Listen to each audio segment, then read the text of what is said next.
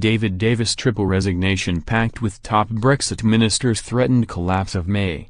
The furious Brexit Secretary agreed with Steve Baker and Suella Braverman that should Mrs May go ahead with her plan to dodge a hard border with Northern Ireland, all three would quit on Thursday. Sources dubbed the atmosphere a tinderbox and, referring to the government, told the Telegraph it felt, for the first time, as if it could all have toppled.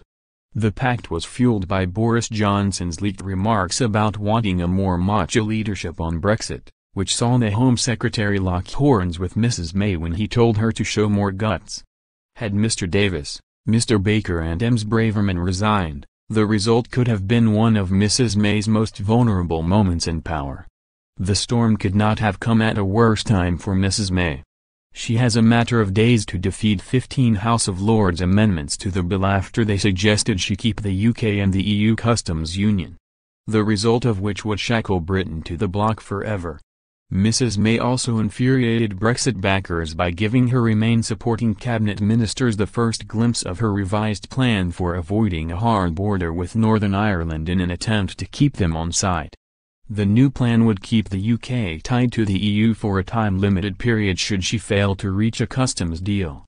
Mr Davis was eventually given access to the paperwork and was said to have not liked what he saw, as with no date mentioned as to when the backstop would expire. The document did not appear to be time-limited whatsoever. Mr Davis, Mr Baker and Ms Braverman were said to be so infuriated with the plan they were willing to jack in their results and risk collapsing the government if Mrs May did not out an end date on it.